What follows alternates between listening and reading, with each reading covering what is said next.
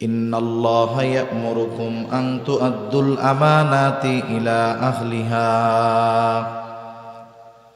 ওয়া ইযা হাকামতুম বাইনান নাসি আন তাহকুমু বিল আদল ইন্নাল্লাহা নি'ম্মা ইয়া'iদুকুম বিহি ইন্নাল্লাহা কানা সামিআন বাসীরা। আল্লাহ তাআলা বলেন, নিশ্চয়ই আল্লাহ তোমাদেরকে আদেশ দিচ্ছেন, নির্দেশ দিচ্ছেন। নির্দেশটা হলো আন তুআদ্দুল আমানাতি ইলা আহলিহা, যে আমানত তোমরা তার হকদারের কাছে ফিরায়া দাও। 2 নম্বর আদেশ, ওয়া ইযা হাকামতুম বাইনান নাস আন তাহকুমু বিল আদল, আর তোমরা যখন মানুষের মধ্যে বিচার আচার করবা, ন্যায় বিচার করবা, তাহলে আল্লাহ রাব্বুল আলামিন 1 নম্বর আদেশ দিলেন যে আমানত তার হকদারের কাছে ফিরায়া দাও। এই আয়াতের শানে নুজুল যদি আমি আপনাদের খেদমতে বলতে চাই, লম্বা সময় চলে যাবে। এই আয়াতটা যেই কারণেই নাজিল হোক না কেন, মুফাসসিরিনে কেরাম বলেন এখানে সব ধরনের আমানত উদ্দেশ্য। তার মানে আল্লাহ তাআলার নির্দেশ হলো, কারো আমানত, কারো হক যদি আমার আপনার কাছে থাকে, সেই প্রাপ্য ব্যক্তি যদি সে ভুলেও যায়, যে হক পাবে সে যদি ভুলেও যায়, আমার আপনার প্রতি নির্দেশ হলো তুমি নিজ দায়িত্বে তার আমানতের বস্তু ফিরায়া দাও। একজন আমার কাছে পায় কিন্তু তার মনে নাই, আমার মনে আছে, সে ভুলে গেলেও এটা আমাকে নিজ দায়িত্বে ফেরত দিতে হবে। আমাদের সমাজে অনেক মানুষ আছে, একটা উদাহরণ দেই আর কি। একজন বাজারে গেছে, বাজারে যাওয়ার পরে দোকানদারের কাছে গেছে, বাজার যা নেওয়ার নিয়েছে, এখন আসার সময় বলতেছে এটা আমার বাকি খাতায় লিখে রাখো, আমার নামে খাতায় লিখে রাখো। দোকানদার তো একা, তার কাছে অনেক মানুষ, অনেক ক্রেতা আসে, সে লিখতে ভুলে গেছে, তার আর মনে নাই। 10 দিন পর এই লোক গেছে যে দেখেন তো খাতায় আমার নামে কোনো বাকি আছে নাকি। দোকানদারের তো লিখতে মনে নাই, খাতা উল্টায় পাল্টায় দেখে কোনো বাকি কোনো কিছু ওনার নামে লেখা নাই। না ভাই, কোনো কিছু বাকি লেখা নাই আপনার নামে। লেখা নাই মানে উনি পাবে না, বিষয়টা এমন নাকি? পাবে, কিন্তু উনি ভুলে গেছে, লিখতে মনে নাই, কিন্তু এর তো মনে আছে। এখন শয়তান আইসা ওয়াসওয়াসা দেয়, ওর যেহেতু মনে নাই, লেখাও নাই, তাইলে দেওয়াও লাগবে না। অথচ দায়িত্বটা হলো আমার, সে আমার কাছে পায়, সে ভুলে যাক, আমাকে নিজ দায়িত্বে তার হকটা ফিরায় দিতে হবে, এটাই হলো নিয়ম। সেই বস্তুটা যদি আমানতের বস্তু হয় তাহলে বিষয়টা আরো জটিল, কারণ আমানতদারিতা এটা হলো মুমিনের ভূষণ। আমানতদারিতা শুধুমাত্র আমল সম্পৃক্ত একটি বিষয় এমনটা নয়, বরং নবীজি জানায় দেন আমানতদারিতা হলো ঈমান সম্পৃক্ত বিষয়। একজনের ঈমান ঠিক আছে, আমলে কিছু ত্রুটি আছে, আল্লাহ তাআলা চাইলে মাফ করে দিতে পারে। কিন্তু একজনের ঈমানে যদি ত্রুটি থাকে, যেই সমস্ত বিষয় ঈমানের সাথে সম্পৃক্ত, এই রকম বিষয়গুলোর মধ্যে যদি ত্রুটি থাকে, তাহলে তার আমল নষ্ট হয়ে যাওয়ার সম্ভাবনা আছে। এজন্য রাসূল আকরাম সাল্লাল্লাহু আলাইহি ওয়াসাল্লাম বলেন, লা ঈমানা লিমান লা আমানাতা লাহ, যার মধ্যে আমানতদারিতা নাই তার ঈমান নাই। আমানতদারিতা এটা হলো মুমিনের ভূষণ, আর আমানতের খেয়ানত করা এটা হলো প্রকৃত মুনাফিকের অন্যতম আলামা। মুনাফিক কে? যে ঈমানকে প্রকাশ করে, কুফরিকে গোপন রাখে। মূল হলো সে কাফের, কিন্তু ওটাকে গোপন রেখে সে মানুষের সামনে ইমানদারের মতো থাকে। এটা কাফেরের চাইতেও খারাপ, প্রকাশ্য কাফেরের চাইতেও খারাপ। যেমন কোনো মানুষ যদি অসুস্থ হয়, তার অসুস্থতার আলামত যদি প্রকাশ পায়, রোগ যত বড় হোক, আলামত প্রকাশ পেলে ওটার ট্রিটমেন্ট করা যায়। কিন্তু একটা রোগ আছে ক্যান্সার, এই রোগটা এমন সময় আলামত প্রকাশ করে যখন 80% পার হয়ে যায়। ক্যান্সারের আলামত প্রকাশ পাওয়ার পরে সুস্থ হওয়াটা বড় কঠিন হয়ে যায়। এই যে ক্যান্সার, এই জীবাণু যেমন ভয়ানক, এর চাইতে বেশি বিপজ্জনক ভয়ানক হলো নেফাকি। এই জন্য আল্লাহ তাআলা কোরআনুল কারীমের মধ্যে মুনাফিকের ব্যাপারে যেই শাস্তির কথা বলেছেন, কাফেরের ব্যাপারেও আল্লাহ তাআলা এমনটা বলেন নাই। আল্লাহ তাআলা বলেন, ইন্নাল মুনাফিকিনা ফিদ দারকিল আসফালি মিনান নার। আল্লাহ তাআলা বলেন, মুনাফিকের স্থান হবে জাহান্নামের একেবারে তলদেশে। ওয়ালান তাজিদা লাহুম নাসীরা, তার জন্য কোনো সাহায্যকারী নাই। কেন? বলে মুনাফিক হলো এটা কাফেরের চাইতেও বিপজ্জনক। প্রকাশ্য শত্রুর মোকাবেলা করা সহজ, সে যত শক্তিশালী হোক না কেন, কিন্তু যে নিজেকে গোপন রাখে, লুকায় রাখে, সে বড় বিপজ্জনক, সে যতই দুর্বল হোক না কেন। এই জন্য নবীজিও মুনাফিকের আলামতগুলো আমাদের জানায় দেন। নবীজি বলেন, মুনাফিকের 1 নাম্বার আলামত ইদা হাদ্দাসা কাযাবা। মুনাফিক যখন কথা বলে মিথ্যা কথা বলে। ইদা ওয়াদা আখলাফা, যখন ওয়াদা করে ওয়াদা খেলাফ করে। ইদা তুমিনা খানা, আমানতের খেয়ানত করে। আর একটা বর্ণনায় আর একটা বাড়ায় আসছে, ওয়া ইদা তাখাসামা ফাজারা। মুনাফিকের সাথে যখন কারো তর্ক বিতর্ক হয়, সে লিগ্যাল ওয়েতে তর্ক বিতর্ক করে না, বরং অশ্লীল মন্দ বকাঝকা করে। তাহলে 1 নাম্বার মিথ্যা কথা বলে, ওয়াদা খেলাফ করে, আমানতের খেয়ানত করে, বকাঝকা করে।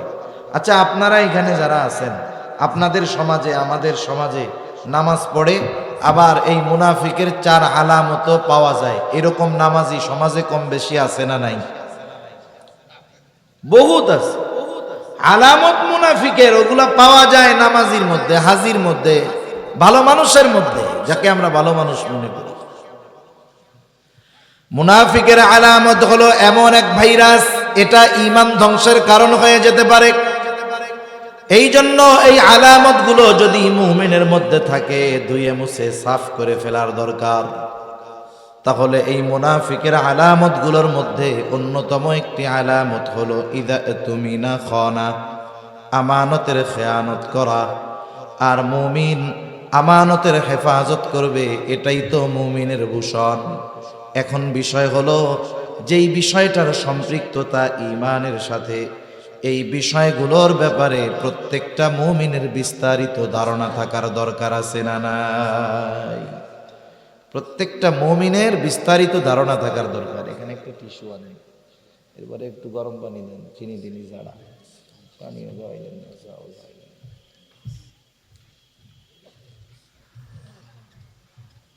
তাহলে আমাদের উচিত এই বিষয়গুলো আমাদের মধ্য থেকে কি করা, বের করে ফেলা।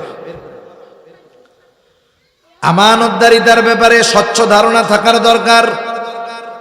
আমানতদারিতার ব্যাপারে স্বচ্ছ ধারণা না থাকার কারণে অনেক মুমিন অনিচ্ছায় আমানতের খেয়ানত করে ফেলে। মনে করেন একটা মানুষের এই জ্ঞান নাই, এটা জানা নাই যে আগুনে হাত দিলে পুড়ে যায়, সে জানে না।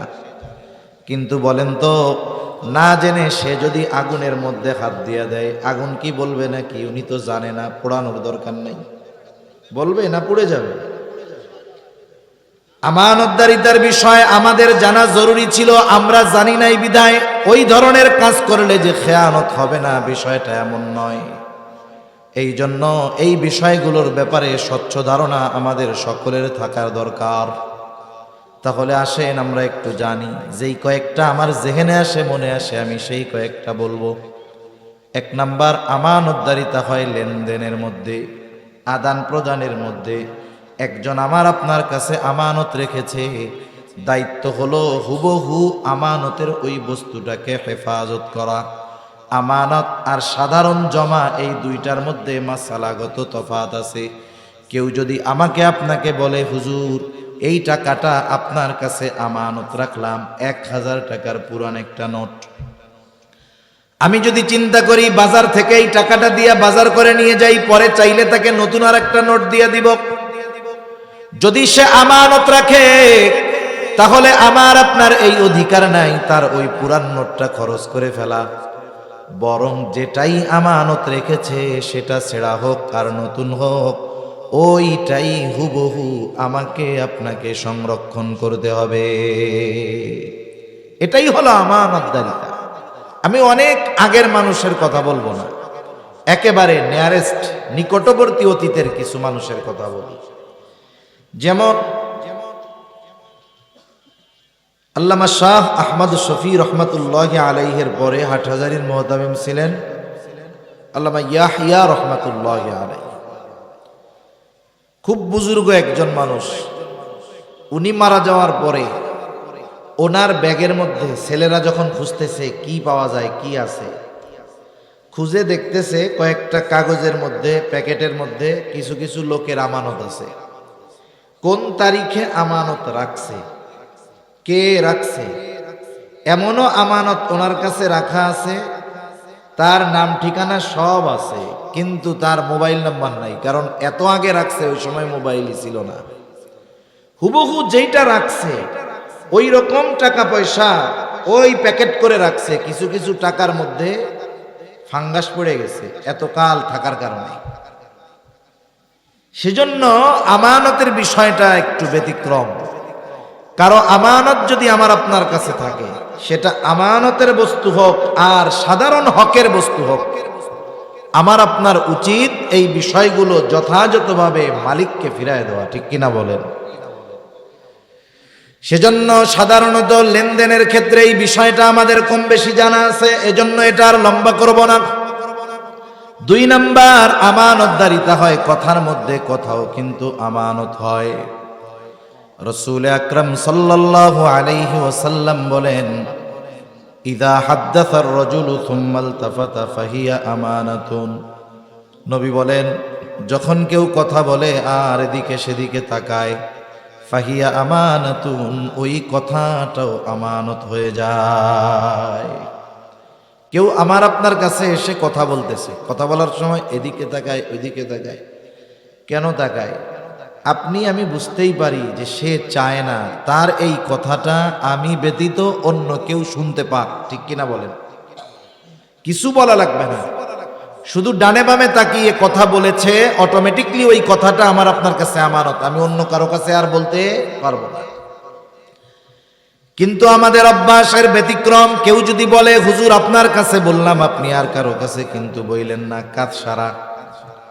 সে আমার আপনার চোখের আড়াল হওয়ার আগে আর একজনের কাছে না বললে আমার পেটে আর কথাটা হজম হয় না, পেটের মধ্যে পুটপুট শুরু হয়ে যায়। লোকটা চোখের আড়াল হওয়ার আগে আর একজনকে ডাক দিয়া বলি, শোনো লোকটা আমারে কি বলছে জানো? বলে না। বলে খুব বিশ্বাস করে আমাকে, আমার কাছে এই কথাটা বলছে, কারো কাছে বলতে মানা করছে, আমি শুধু তোমারে কইলাম, তুমি কিন্তু কাউরে কইও না। ও কি চিন্তা করবে? হুজুরেও তো বলছিল কারো কাছে না বলার জন্য, তাহলে একজনের কাছে মনে হয় বলা জায়েজ আছে, এই জন্য হুজুর আমার কাছে কইছে, আমিও একজনের কাছে কই। ও এবার আর একজনকে বলবে, হুজুর কি মিথ্যা বলে নাকি না? বলে হুজুর আমাকে অমকের ব্যাপারে এই কথাটা বলছে, আমারে খুব বিশ্বাস করে, আমি শুধু তোমারে কইলাম, তুমি কাউরে কইও না। ও আর একজনের কাছে বলবে আমি তোমারে কইলাম, তুমি কাউরে কইও না।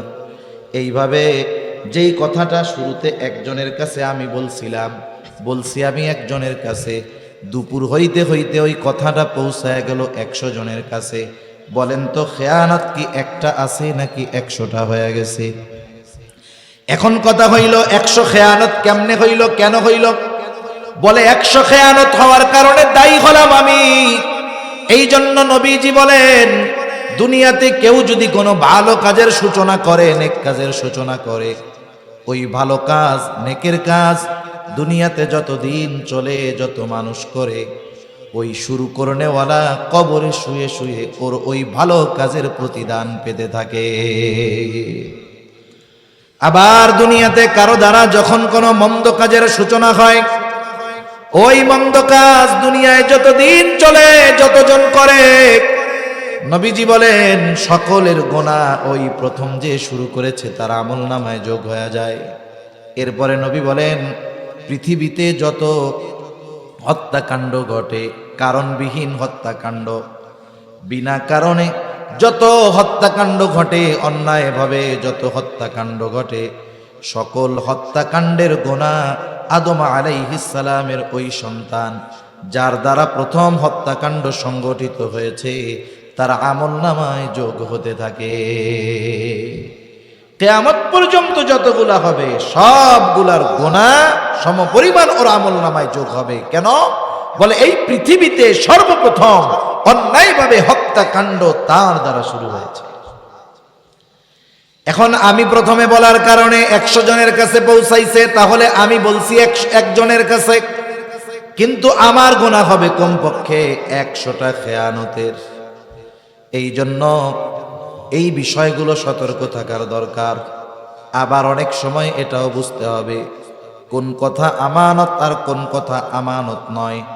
সাধারণত একটা মানুষের যদি ন্যূনতম কমন সেন্স থাকে, বুদ্ধি থাকে, কথা বলার পরে সে বুঝতে পারে এই কথাটা গোপন রাখা দরকার নাকি এই কথাটা বলে দেওয়া দরকার।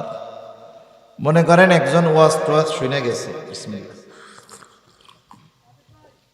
গেছে, যাওয়ার সময় একজন ওনারে বলতেছে, চাচারে বলতেছে, ডানে বামে তাকায় এরকম বলছে, চাচা চাচা আমি আজকে ওই বাড়িতে চুরি করবো চাচা। এখন চাচা মনে করতেছে কি ওয়াজ যে হুজুর করলো, ডানে বামে তাকাইয়া বলল যে আমি ওই বাড়িতে চুরি করবো, তাহলে তো কথাটা আমানত হয়ে গেছে। এখন যদি আমি বাড়িওয়ালারে বইলা দেই হবে খেয়ানাত, আর যদি না বলি বাড়িওয়ালার বাড়ি চুরি হয়ে যাবে, বিপদ আছে না নাই?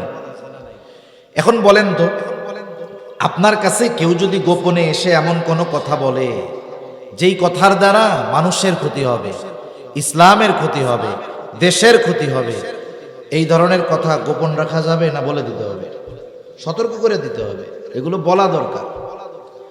আবার কেউ যদি কারো কাছে এসে অনেক সময় নিজের পার্সোনাল ব্যক্তিগত লাইফের কথা বলে, অনেক সময় অনেকে আছে আপনাকে আমাকে বিশ্বাস করে তার ব্যক্তিগত জীবনের অনেক কথা বলবে, যে কথাগুলো যদি সমাজের মানুষ জানে সে লজ্জা পাবে, রাস্তায় বের হতে লজ্জা পাবে। আবার কিছু বিষয় আছে মানুষ বলতে না পারার কারণে কিন্তু হার্ট অ্যাটাক করে। চিকিৎসা বিজ্ঞান বলে মানুষ যেই কথাগুলোর কারণে কষ্ট পায়, মাত্রাতিরিক্ত টেনশন করে, ওই ধরনের কথা যদি সে চাপিয়ে রাখে, কারো কাছে না বলতে পারে, তাহলে তার স্ট্রোক করার সম্ভাবনা বহুগুণ বেড়ে যায়।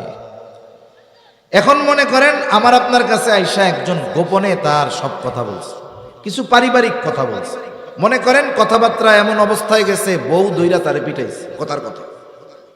এ সমাজে অনেক আছে, আমাদের কাছে অনেক সময় মেসেজ দিয়া বলে, ফোন দিয়া বলে, হুজুর এইরকম সংসার করতেছি, বলতে পারি না কারো কাছে, আপনাদের কাছে বলি, বললে একটু বুকটা হালকা হয়, নাহলে কার কাছে বলবো? এগুলো তো আর বন্ধু বান্ধবের কাছেও বলা যায় না, ওগুলোর দিয়েও বিশ্বাস নেই, বইলা দিবে মানুষের কাছে। এখন বলেন এইরকম একটা কথা আমার আপনার কাছে বলছে, কেন বলছে? আমাকে বিশ্বাস করে, আমার প্রতি আপনার প্রতি আস্থা আছে, এই জন্য তার এই ব্যক্তিগত লাইফের একটা কথা আমার আপনার সাথে শেয়ার করছে। বলেন তো এই কথাটা যদি সমাজের মানুষ জানে, লজ্জা পাবে কি পাবে না? এখন আমার সাথে এখন তার সম্পর্ক ভালো, আমি এই কথাটা গোপন রাখলাম। আমাদের দেশে তো একটা মানুষের সাথে সম্পর্ক সবসময় সবার ভালো থাকে না, সম্পর্কেরও জোয়ার ভাটা হয়। এক সময় সে আমার দলের মানুষ ছিল, এই জন্য আমি তার গোপন কথাটা কারো কাছে বলি নাই, কিন্তু একটা সময় সে আমার বিরোধী দলের হয়ে গেছে। এখন এক সময় ছিল বন্ধু, এখন সে আমার দুশমন। এখন আমি তার ওই গোপন কথাটাকে অস্ত্র বানাই, বলি বেশি তিরিং বিরিং করবা না, কথা যদি বলো সব তোমার ব্যাপারে জানি, মানুষের কাছে কিন্তু কয়া দিব, হাটে হাড়ি ভাঙা দিব, তখন কিন্তু লজ্জায় মুখ দেখাইতে পারবা না। বলেন তো আমানত কি শুধু বন্ধুর কথাকে রাখতে হবে, অথবা আমানতের হেফাজত কি শুধু মোমেনদেরটাই করতে হবে? এমনটা নয়, বরং কোনো কাফেরও যদি আপনার আমার কাছে কোনো বস্তু, কোনো কথা আমানত রাখে, তারটাকেও হেফাজত করতে হবে। রাসূল আকরাম সাল্লাল্লাহু আলাইহি ওয়াসাল্লাম কেমন আমানতদার ছিলেন, আমরা কেমন আমানতদার নবীর উম্মত। নবীজির আমানতদারিতার ব্যাপারে আলাদাভাবে বলতে গেলে লম্বা সময় চলে যাবে। দুই একটা কথা বলি। এই উপমহাদেশে ব্রিটিশ শাসন আমলে একজন ইংরেজ ঐতিহাসিক এসেছেন।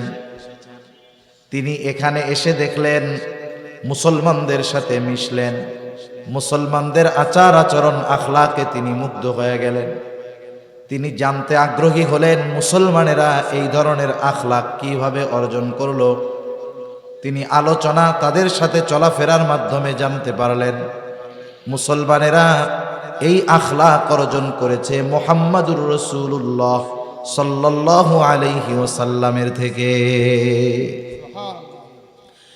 এখন উনি নবীজির ব্যাপারে একটু পড়াশোনা শুরু করছে জানার জন্য।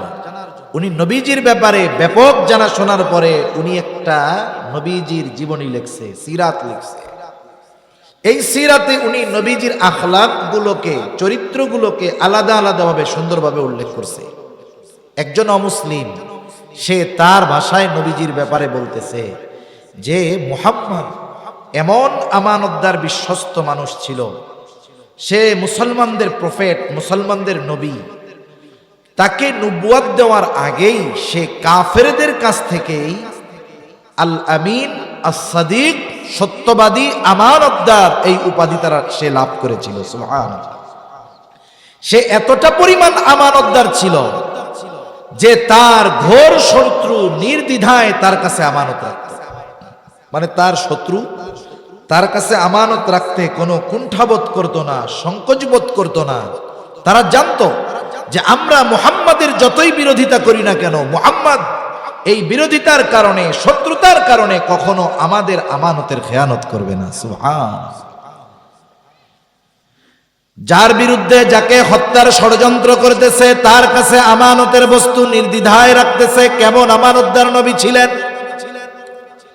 রাসূল আকরাম সাল্লাল্লাহু আলাইহি ওয়াসাল্লামের উপরে যখন কাফেরদের জুলুম নির্যাতনের মাত্রা বেড়ে গেল, আল্লাহ তাআলা হিজরতের ব্যাপারে খবর জানায় দিলেন, অচিরেই আপনার হিজরত হবে। তবে কোন দিন হবে, কোন সময় হবে, আল্লাহ তাআলা দিনক্ষণ নির্দিষ্ট করে জানান নাই, প্রস্তুত থাকতে বলেছেন। কাফেররাও চিন্তা করতেছে এখন তো আর আবু তালেব বেঁচে নাই, এখন যদি মুহাম্মদকে আমরা দুনিয়া থেকে বিদায় করে দেই, কেউ আমাদেরকে বাধা দিতে আসবে না। সব গোত্রের মানুষ একত্রিত হলো, নেতারা একত্রিত হলো। সর্বশেষ পরামর্শ হলো এই হত্যাকাণ্ডে প্রত্যেক গোত্র থেকে এক একজন অংশগ্রহণ করবে, যাতে করে এক গোত্রের মানুষ অপর গোত্রকে দোষারোপ না করতে পারে। কেউ যদি কাউকে বলে তাহলে বলবে তোমার গোত্রের প্রতিনিধিও ছিল, লোকও ছিল, তাহলে কি হবে? সাপ মরবে, লাঠিও ভাঙবে না। এই চিন্তা করে তারা পরামর্শ নিল প্রত্যেক গোত্র থেকে এক একজন যুবকের উপস্থিতিতে আজ রাত্রেই মুহাম্মদকে দুনিয়া থেকে চিরতরে বিদায় করে দেওয়া হবে। তারা যখন এই সিদ্ধান্তে উপনীত হলো, আল্লাহ তাআলা জানায় দিলেন, ও পয়গম্বর, আজ রাত্রেই আপনার হিজরতের সফর শুরু হবে। নবীজি ঘরের মধ্যে অবস্থান করতেছেন, চারদিক দিয়ে কাফেররা ঘিরে রাখছে। নবীজির ঘর কংক্রিট দিয়ে, ইট, সিমেন্ট, বালু দিয়ে বানানো ছিল না। নবীজিও জানেন যে তাকে হত্যা করার জন্য তার ঘরের চারদিকে কাফেররা ঘিরে রাখছে সশস্ত্র অবস্থায়। নবীজি হিজরতের প্রস্তুতি নিচ্ছেন।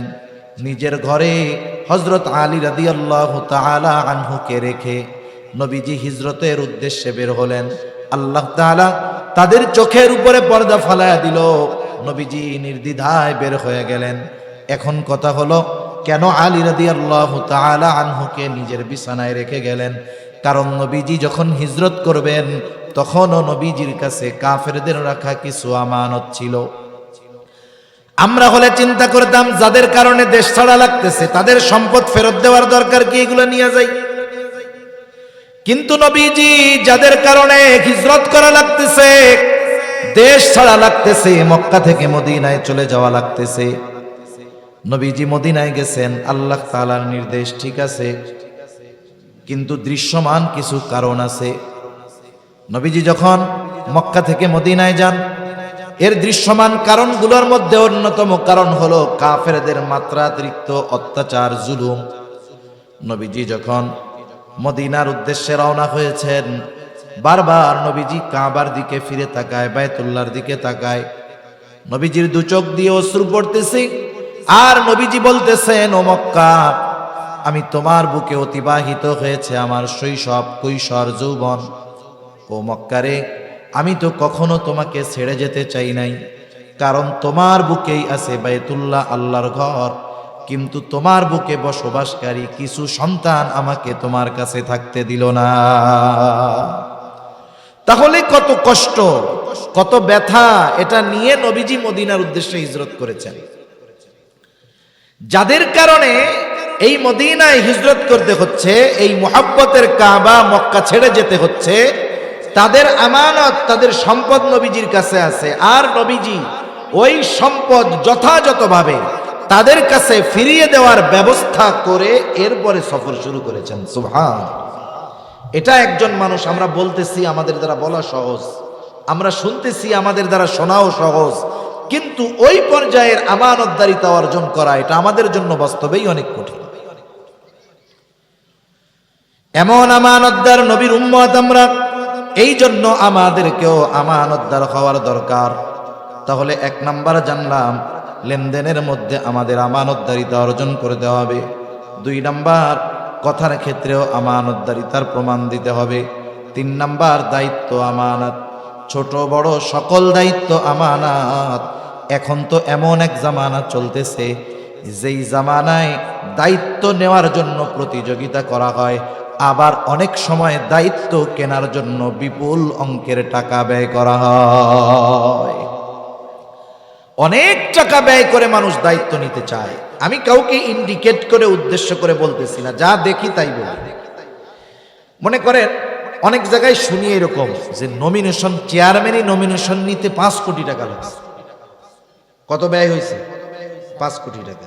উনি চেয়ারম্যান হবেন কেন? উনি চেয়ারম্যান হবেন যখন নমিনেশন পাইছেন, পোস্টার যখন বানান, মার্কা লেখার পরে লেখা থাকে না, অমক তারিখে অমক ভাইকে এই মার্কায় ভোট দিয়া জনগণের সেবা করার সুযোগ করে দেন। তাহলে উনি বলতে চাচ্ছে কি, এই চেয়ারম্যানের দায়িত্ব উনি নিতে চান জনগণের কি করার জন্য? কথা বলে না, কি করার জন্য? আচ্ছা, যেই লোকটা 5 কোটি টাকা খরচ করে নমিনেশন কিনতে পারে, ওর কি জনগণের সেবা করার জন্য চেয়ারম্যান হওয়া লাগে না? বুঝেন নাই? তার কি চেয়ারম্যান হওয়া লাগবে?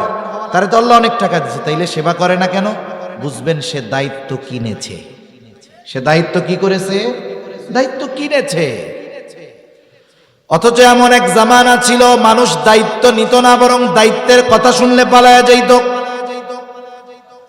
সম্ভবত হযরত আবু যর গিফারি রাদিয়াল্লাহু তাআলা আনহুর ব্যাপারে আছে। একবার আলোচনা হইতেছে, রাষ্ট্রের এই গুরুত্বপূর্ণ দায়িত্বটা কাকে দেওয়া যায়। আবু যর গিফারি রাদিয়াল্লাহু তাআলা আনহুর অনুপস্থিতিতে ওনার নাম একজন প্রস্তাব করেছে, অমককে দায়িত্বটা দেওয়া যায়। সকলের এই নামটা পছন্দ হয়েছে, কিন্তু এখনো চূড়ান্তভাবে ফয়সালা হয় নাই, শুধু আলোচনা হয়েছে, ফয়সালা পরে হবে। এই মজলিসের মধ্য থেকে একজন গিয়া আবু যর গিফারিকে বলছে, শোনো, রাষ্ট্রের অমক দায়িত্ব তোমাকে দেওয়া হতে পারে, এই ব্যাপারে আলোচনা চলতেছে। এই খবর যখন ওনার কানে গেছে, পেরেশান, টেনশন, যদি দায়িত্ব দিয়ে দেওয়াই হয় তাইলে কি হবে? এই দায়িত্ব দিয়ে দেয় নাকি এই ভয়ে উনি রাতের বেলায় এলাকা ছেড়ে চলে গেছে। আমাদের কলিজার টুকরো ইমাম আজম আবু হানিফা রাহমাতুল্লাহি আলাইহি, নাম শুনছেন না? এই জামানার কিছু, আমাদের এই সময়ের কিছু মানুষ আছে, এরা ইমাম আবু হানিফার সম্পর্কে জানে না, এজন্য ইমাম আবু হানিফার ব্যাপারে বিশদগার করে। ইমাম আবু হানিফা রাহমাতুল্লাহি আলাইহির ব্যক্তিত্ব, খোদাভীরুতা, তাকওয়া, ইলমের ব্যাপারে যদি ন্যূনতম ধারণা থাকতো, তাহলে এই ধরনের মানুষগুলো ওনার মতো ব্যক্তি সম্পর্কে কুরুচিপূর্ণ শব্দ উচ্চারণ করার দুঃসাহস পেত না। এমন একজন ব্যক্তিত্ব। ইমাম আবু হানিফা রহমাতুল্লাহি আলাইহি খলিফা মনসুরের সাথে দেখা হয়ে গেছে। খলিফা মনসুর ইমাম আবু হানিফাকে বলতেছে, ইমাম, প্রধান বিচারকের দায়িত্বটা, আসনটা খালি, আপনি প্রধান বিচারপতির দায়িত্বটা নেন। চিফ জাস্টিস, যার কাছে রাষ্ট্রপ্রধানের নামেও বিচার যাবে, তিনি রাষ্ট্রপ্রধানের ব্যাপারে বিচার করবেন। প্রধান বিচারপতি ইমাম আবু হানিফা রহমাতুল্লাহি আলাইহি সাথে সাথে এই প্রস্তাবের ব্যাপারে না বইলা দিলেন, আমি পারবো না। খলিফা চিন্তা করতেছে, আমি এত বড় এক পদের প্রস্তাব দিলাম, সরাসরি আমার মুখের উপরে প্রস্তাব ফিরায়া দিল। এটা খলিফার ইগোতে লাগছে, গায়রাতে লাগছে, আত্মমর্যাদায় লাগছে। হাতে চাবুক দিয়ে ইমাম আবু হানিফার গায়ে একটা বাড়ি মেরে দিয়েছে। এইবার খলিফা মনসুর রাজপ্রাসাদে ফিরে গেল। ওখানে খলিফা মনসুরের চাচা বলতেছে, মনসুর, তুমি কাজটা ভালো করো নাই, ইমাম আবু হানিফার গায়ে চাবুক দিয়া বাড়ি মারছো, কাজটা ভালো করো নাই, তার কাছে ক্ষমা চাও। ওই সময় বাড়ি তোমার ছিল রাগে, রাগের সময় মানুষ অনেক কিছু করে ফেলে। অনেক সময় মানুষ রাগের মুহূর্তে এমন কিছু বিষয়ের সিদ্ধান্ত নিয়ে বসে যেটা তার পরবর্তী হায়াতে, গোটা হায়াতে আফসোসের অন্যতম কারণ হয়ে যায়। অনেক সময় দেখবেন তুচ্ছ বিষয় নিয়ে, একেবারে সামান্য বিষয় নিয়ে স্বামী স্ত্রীর মধ্যে কথাবার্তা হয়, তর্কাতর্কি হয়। এক সময় শয়তান দুইজনরেই এসে উত্তেজিত বানায় দেয়। এইবার বেটা মানুষ, মহিলা কয়, তোমার ঘর না করলে আমার কি হয়েছে? 20 বছর তোমার সংসার করে আমি শেষ, পোলাপান পাইলা শেষ। এইবার বেটারে এসে শয়তান কয়, দেখছস তুই কামাই করে খাওয়াস, তোর মুখের উপরে কথা, এমন বউ দরকার কি? তোর শক্তি সামর্থ্য আছে, আরো 3টা করতে পারবি, সেটা দে। একবারে রাগ ডাক নাই, 14 গোষ্ঠী ধরে কয় দিয়া দিলাম, আছে না নাই? এখন দিয়া যখন দিছে, শয়তানের এক মিশন তো শেষ, শয়তান এবার চলে যায়। আর মানুষগুলো খারাপ আছে। মানুষগুলো যখন ঝগড়া লাগে, এই ঝগড়ার শেষ পর্যন্ত দেখার জন্য অপেক্ষা করে। আপনারা বল খেলা দেখেন না, দেখছেন তো, এগুলো আমরাও তো দেখছি। এক সময় বল খেলা যখন হয়, তখন বল তো একটা, বল যেদিক যায় নজর সবার সেদিক থাকে, সবাই রেডি। যখন প্লেয়ার মেরে দিছে বল, গোলরক্ষক আর ধরতে পারে নাই, তখন যেই দল গোল মেরে দিছে সেই দলের দর্শক কি করে? লাফাইয়া উঠে 5 হাত উপরে, গোল কয়ে লাফ মারে, মারে কি মারে না। এতক্ষণ কিন্তু সব চুপ, নিস্তব্ধ, নীরব, শুধু দেখতেছে কি হয়। যখন স্বামী স্ত্রীর ঝগড়া চলে, ওই রকম দর্শক চারদিক দিয়ে দেখে যে গোল কোন সময় হবে। যখন চাচা বলে দিয়া দিলাম তোর 14 গোষ্ঠী ধরে সবগুলা, এইবার সকলে লাফায় ওঠে, আরে চাচা করলেন কি, আরে চাচা করলেন কি? কেন? এর আগে মহিলারা মহিলাটাকে দূরে নিয়ে যেতে পারলো না, পুরুষরা মিলে পুরুষটাকে দূরে নিয়ে যাইতে পারলো না, মাথার মধ্যে পানি ঢেলে দিতে পারলো না। তখন দেখা যাইতো দুজন যখন দুজনের সামনে না থাকতো, রাগটা কমতো, হয়তো এই ধরনের কঠিন সিদ্ধান্তে তারা যেত না। এখন যখন তালাক দেওয়া হয়ে গেছে, শয়তান চলে গেছে, এবার আইসা মোহাব্বত ঢুকায়া দেয়। হুজুরের কাছে গিয়া বলে, হুজুর কাজ ছাড়া কি করছো? কয় 14 গোষ্ঠী ধইরা দিয়া দিছি। কেন দিছো? বলে হুজুর রাগ হইয়া দিছি। কেউ খুশিতে এই কাজ করে না, রাগ হয়েই করে। এই জন্য গোটা জীবনের একটা মূল নীতি আমরা শিখে রাখবো, রাগ অবস্থায় অন্য কিছু যত কিছু করা হয় হোক, কিন্তু রাগান্বিত অবস্থায় কখনো চূড়ান্ত সিদ্ধান্ত নিব না। আপনার রাগ আসছে, মাত্রাতিরিক্ত রাগ, একটা কিছু ভেঙে ফেললেন, ভিন্ন কথা, কিন্তু আপনি চূড়ান্ত সিদ্ধান্ত নিবেন ঠান্ডা মাথায়। আপনি যদি রাগান্বিত অবস্থায় সিদ্ধান্ত নিয়ে নেন, সেটা কার্যকর হবে এবং পরবর্তীতে আজীবন পস্তানোর একটা কারণ হবে, ঠিক কিনা? এখন বাড়ি তো মারছে, ওই সময় রাগ ছিল, এখন তো রাগ নাই, মাফ চাইতে গেলে তো লজ্জা লাগবে। চিন্তা করেছে তার বিশ্বস্ত সহচরকে পাঠায়া দিবে, পাঠায়া দিছে ইমাম আবু হানিফার কাছে। বলতেছে, ইমাম আবু হানিফাকে গিয়ে বলবা খলিফা তার আচরণের কারণে লজ্জিত, ক্ষমা চেয়েছে, মাফ করে দেন। সাথে সাথে 1 থলে স্বর্ণ মুদ্রা দিয়া বলে, শোনো, ইমাম আবু হানিফাকে এটা আমার পক্ষ থেকে হাদিয়া দিয়া দিবা, আর এটাও বলবা এই হাদিয়া যদি আপনি গ্রহণ করেন তাহলে খলিফা নিশ্চিত হবে যে আপনি তাকে ক্ষমা করে দিয়েছে।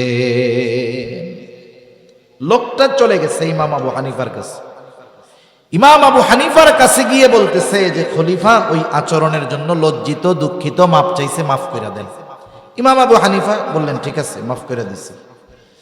এখন ওই লোক বলে আপনি যে মাফ করলেন, খলিফা তো নিশ্চিত হবে তখন এই যে হাদিয়া দিয়েছে এটা আপনি যখন গ্রহণ করবেন তখন। ইমাম আবু হানিফা বলতেছে না, হাদিয়া গ্রহণ করা যাবে না, তুমি নিয়ে যাও, মাফ করে দিছি।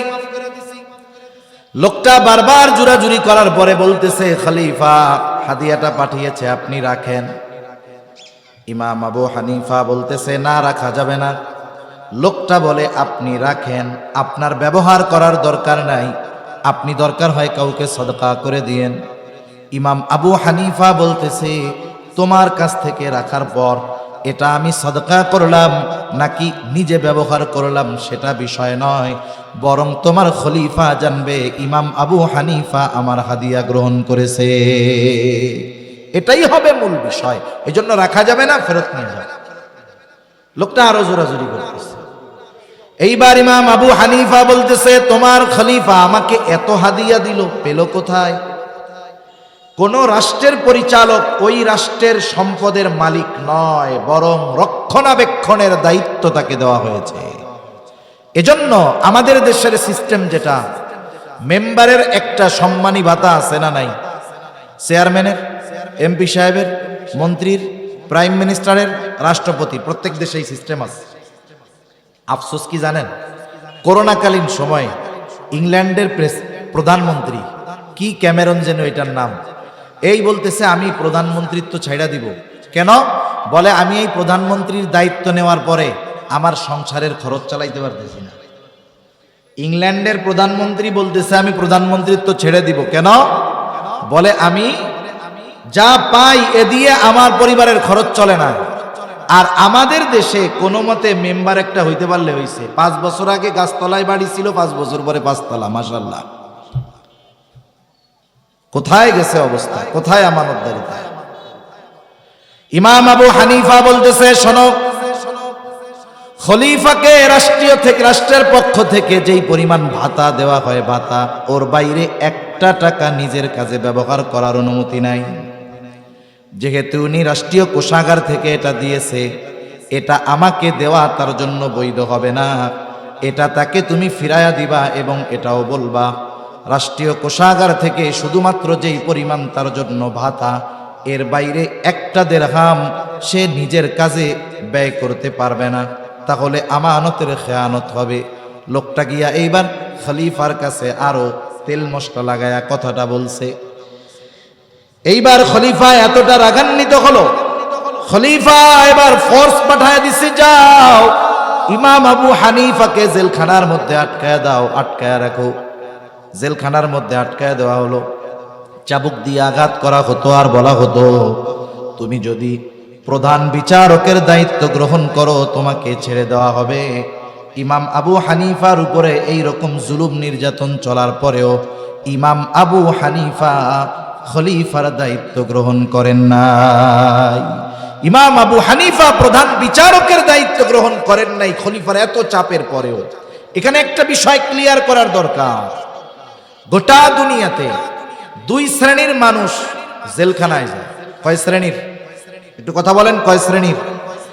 যেই দেশের শাসক জালেম হয়, যেই দেশের শাসক কি হয়, কথা বলে না, কি হয়, ওই দেশের জেলখানায় ওই দেশের সর্বশ্রেষ্ঠ মানুষগুলোকে পাওয়া যায়। কথা বুঝেন নাই? যেই দেশের শাসক জালেম হয় সেই দেশের জেলখানায় কাদের পাওয়া যায়? বলে ওই দেশের সর্বশ্রেষ্ঠ মানুষগুলাকে তখন জেলখানায় দেখা যায়। আর যেই দেশের শাসক ইনসাফগার ন্যায়পরায়ণ হয় ওই দেশের জেলখানার মধ্যে ওই দেশের সবচাইতে দুর্নীতিবাজ, চিটিংবাজ, এইগুলাকে জেলখানার মধ্যে দেখা যায়। এখন আপনি একটা জেলখানার অবস্থা দেখে ওই দেশের শাসকের অবস্থা নির্ণয় করতে পারবেন, এটা দুনিয়ার যেই দেশ হোক না কেন, ঠিক কিনা বলেন? তাহলে জেলখানায় যে শুধু খারাপ মানুষ যায় এমনটা নয়, জেলখানায় ভালো মানুষও যায়, ঠিক কিনা? ইমাম আবু হানিফা ঐতিহাসিকদের 2টা মত। একটা হলো যখন তিনি প্রচন্ড অসুস্থ হয়ে গেছেন, একটা সময় খাবারের সাথে বিষ প্রয়োগ করে ওনাকে হত্যা করে দেওয়া হলো। আর একটা হলো যখন তিনি প্রচন্ড অসুস্থ হয়ে গেছেন, ইমাম আবু হানিফা রহমাতুল্লাহি আলাইহিকে বাড়িতে পাঠায়া দেওয়া হলো। ইমাম আবু হানিফাকে গৃহবন্দী করে ফেলা হলো। ওই অবস্থায় তিনি দুনিয়া থেকে চিরতরে বিদায় নিয়ে গেলেন। ইমাম আবু হানিফার ছাত্ররা জিজ্ঞাসা করেছে, আপনি এত জুলুম অত্যাচার সহ্য করেছেন, তবুও প্রধান বিচারকের দায়িত্ব নেন নাই কেন? তিনি বললেন, শোনো, যেই দায়িত্ব আমি নেই নাই ওই দায়িত্বের ব্যাপারে আল্লাহ তাআলা আমাকে জিজ্ঞাসা করবে না, কিন্তু আমি যদি দায়িত্ব নিতাম আর এই দায়িত্ব পালনে যদি কোনো খেয়ানত হইতো, যেহেতু আমি প্রধান বিচারক, আমার অজ্ঞাত সারেও যদি কেউ কোনো দায়িত্বের খেয়ানত করত, কিয়ামতের দিন আমাকে খেয়ানতের বোঝা নিয়ে আল্লাহর সামনে হাজির হওয়া লাগতো। আবু দাউদের হাদিস, নবীজি সাল্লাল্লাহু আলাইহি ওয়াসাল্লাম বলেন, আমাদের মধ্যে কাউকে যখন কোনো দায়িত্ব দেওয়া হয়, সে যদি ওই দায়িত্বের সুচ পরিমাণ খেয়ানত করে, সুচ পরিমাণ, নবীজি বলেন কিয়ামতের দিন ওই লোকটা খেয়ানতের বোঝা নিয়ে আল্লাহর সামনে উপস্থিত হবে। এজন্য তিনটা বিষয় আমরা জানি, আরো অনেক বিষয় আছে, যেহেতু সময় সংক্ষিপ্ত এইগুলো খেয়াল রাখি, অন্য সময় অন্যগুলো রাখা যাবে। 1 নাম্বার, আমরা লেনদেনের ক্ষেত্রে আমানতদার হব। 2 নাম্বার, কথার ক্ষেত্রে আমানতদার হব। 3 নাম্বার, যে কোনো দায়িত্ব, আমাকে যেই দায়িত্ব দেওয়া হোক এই দায়িত্বের ব্যাপারে আমি আমানতদার হব। আপনি একজনের জমিতে কাজ করেন, কথার কথা, আপনাকে জমির মালিক জমি দেখিয়ে বলে এসেছে যে এই জমিটুকু তুমি কাজ করবা, এই জমিটুকু তুমি নিড়াবা। আপনি এই দায়িত্ব নিলেন, আপনি এখন এই দায়িত্ব নিয়েছেন, এটা আমানত। মালিক চলে গেছে, আপনি বসে বসে বিড়ি খাইলেন আর মোবাইল টিপলেন। দুপুরবেলা গিয়ে কাকারে বললেন, কাকা ঘাস তো অনেক শক্ত, উঠাইতে পারি নাই, অর্ধেক করছি, বাকি অর্ধেক কালকে করে দি মনে। এরকম ফাঁকিবাজ তো মাশাল্লাহ নাই, আছে না? আইসা কি বলবে যে আমরা পরিশ্রম কইরা খাই, তুমি যে খেয়ানত করতেছো, কাজ করতেছো, পরিশ্রম করতেছো, ঠিক আছে, কিন্তু তোমাকে যেই দায়িত্ব দেওয়া হয়েছে, দায়িত্বের খেয়ানত করার কারণে তুমিও খেয়ানতকারী, ঠিক কিনা বলেন? এজন্য ছোট বড় সব দায়িত্ব কি বলেন না, আমানত। শিক্ষক, তার শিক্ষকের দায়িত্ব যথাযথভাবে পালন করা আমানত। এক কথায় প্রত্যেকটা দায়িত্ব আমানত। আমি আমানতদারিতার বিষয় আর বলবো না।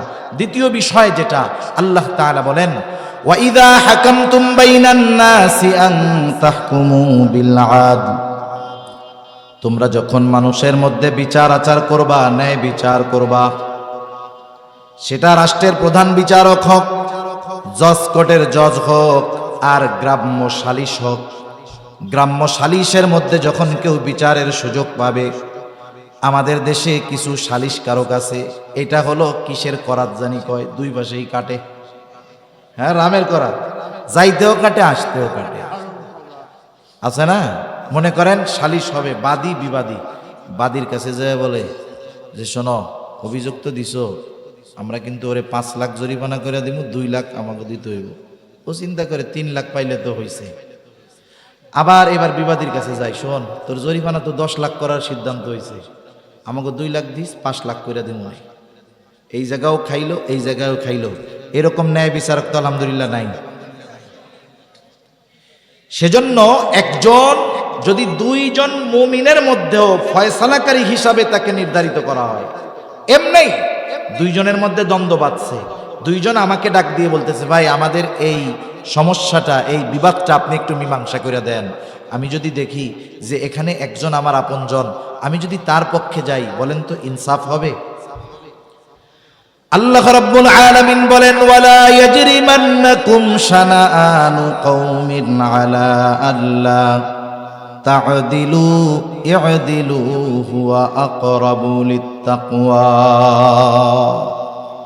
আল্লাহ রাব্বুল আলামিন বলেন, কোন কওমের প্রতি বিদ্বেষের কারণে, শত্রুতার কারণে তাদের ব্যাপারে কোনো সময় অবিচার করা যাবে না। তার মানে আমার শত্রুও যদি আমার কাছে ন্যায় বিচারের আশায় আসে, আমাকে শত্রু এই কারণে তার উপরে অবিচার করা যাবে না, বরং ওই জায়গাটাতেও আমাকে ন্যায় বিচার করতে হবে।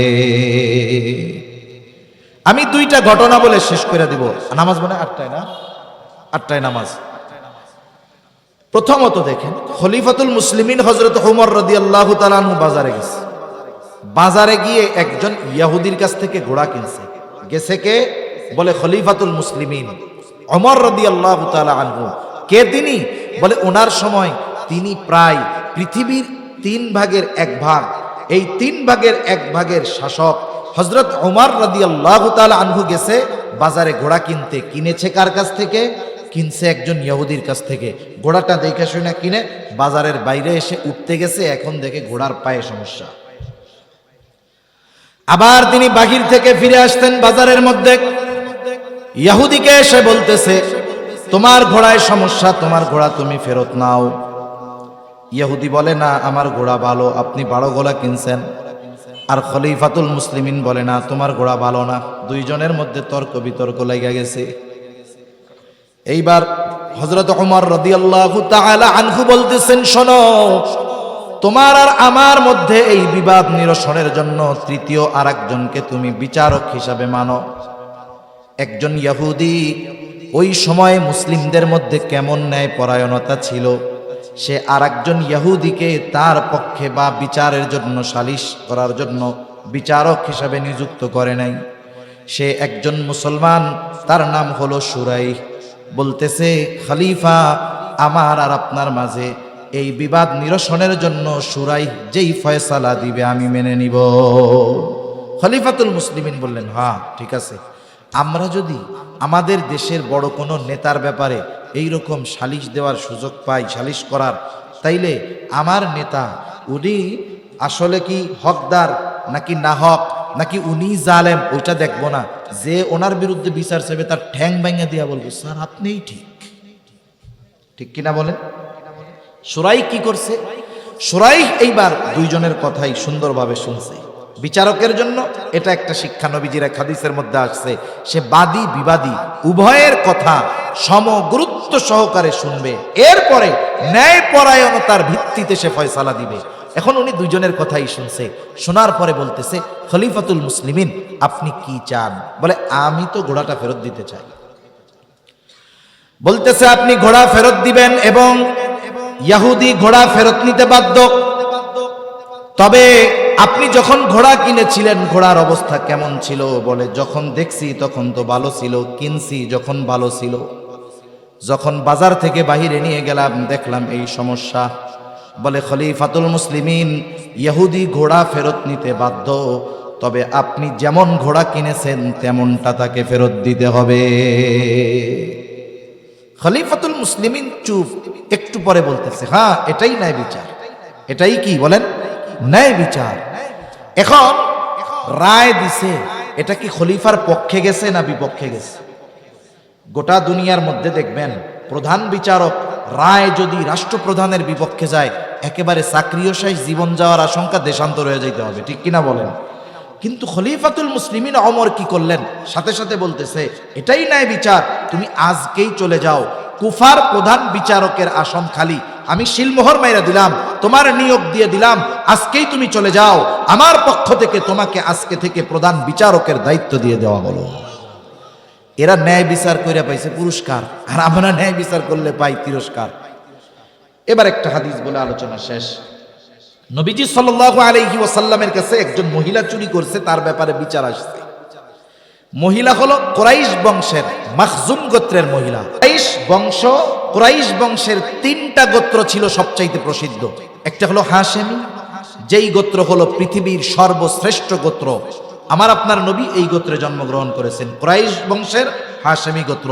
আরেকটা হলো উমাইয়া, আরেকটা হলো মাখজুম। এই মাখজুম গোত্রের মহিলা একজন চুরি করছে। কুরাইশ বংশের মহিলা, গোত্র ভিন্ন কিন্তু বংশ তো কুরাইশ, চুরি করছে। এখন সাহাবা একরাম চিন্তা করতেছে, নবীজি ভিতরে চিন্তা করতেছে, নবীর বংশের মহিলা চুরির কারণে যদি হাত কাটা যায়, তাইলে কাফেররা বলা বলি করবে, দেখ নবীর বংশের এই যে মহিলারা চুরি করে বেড়ায়। আমাদের সমাজে অনেক সময় আসে না, মোল্লা হোক মুন্সি হোক আর যে হয় তা হোক, এক বংশের একজন মানুষ চুরি করছে, আমাদের অভ্যাস কি, এখন ওইটা মনে করেন মুন্সি গোষ্ঠীর বা মোল্লা গোষ্ঠীর একটা ছেলে চুরি করছে, আমরা ওই চোরের এই চুরিটার ব্যাপারে সকলকে অপবাদ দেই। মানুষকে কি বলি? ও তোমরা তো চোরের বংশের মানুষ। এখন চুরি তো করছে সে, আপনি যখন গোটা বংশ ধরে উল্লেখ করলেন চোর, অপবাদ দিলেন। ইসলাম থাকলে 80টা বেতের বাড়ি দেওয়া হইতো। ইসলাম থাকলে কয়টা দেওয়া হইতো? বেতের বাড়ি। এই যে অপবাদ দিলেন, এতে আপনার কবিরা গুনাহ হয়েছে। এজন্য যে অপরাধ করেছে সে যে বংশের হোক, তার ব্যক্তিগত অপরাধের কারণে গোটা বংশের ব্যাপারে এই অভিযোগ আপত্তি তোলার সুযোগ ইসলাম দেয় নাই। কাফেরদের এই অভ্যাস ছিল, ইহুদিদের এই অভ্যাস ছিল। এজন্য চিন্তা করতেছে যে এই মহিলার শাস্তিটা একটু কমায় দেওয়া যায় কিনা। এখন নবীজির কাছে কে বলবে? বলে নবীজির কাছে কাকে বলানো যায়? কাকে দিয়া? বলে ওসামারে দিয়া বলাও। যায়েদ রাদিয়াল্লাহু তাআলা আনহুর ছেলে ওসামা, একে দিয়া বলাও। ছোট মানুষ যায় বলছে যে নানা, যেই মহিলা চুরি করছে কুরাইশ বংশের মহিলা, নবীজির বুঝতে বাকি নাই যে এ কথা নবীজি বুঝতে পারছেন যে ও একা বলে নাই, ওকে কেউ শিখাইয়া দিছে। নবীজি বের হয়ে আসছে, এসে বলতেছে তোমরা কি এমন বিষয়ের ব্যাপারে সুপারিশ করতেছ যেই বিষয়ের ব্যাপারে শাস্তি কার্যকর করার আদেশ আল্লাহ তাআলা দিয়েছেন? এরপরে নবীজি বললেন, শোনো, তোমাদের পূর্বে বহুত কওমকে আল্লাহ তাআলা ধ্বংস করে দিয়েছে এই কারণে যে তাদের মধ্যে যখন শরীফ বংশের উচ্চ বংশের কোনো মানুষ চুরির অপরাধে আটক হইত, ওই যে উচ্চ বংশের মানুষ শাস্তি না দিয়া তাকে ছেড়ে দেওয়া হতো। আবার যখন কোনো দরিদ্র মানুষ, দুর্বল মানুষ একই অপরাধে আটক হতো, তার উপরে শাস্তি কার্যকর করা হতো। নবীজি বলেন, ওই আল্লাহর শপথ যার হাতে আমার প্রাণ, এই মহিলার জায়গায় যদি মুহাম্মাদের কন্যা ফাতেমাও হইতো, আমি অবশ্যই তার হাতটাকে কেটে দিতাম। তাহলে গুরুত্বপূর্ণ দুইটা বিষয়ের কথা আল্লাহ তাআলা বলেছেন। এক নাম্বার, আমাদেরকে আমানতদার হতে হবে। দুই নাম্বার, ন্যায়পরায়ণ, ন্যায় বিচারক হতে হবে।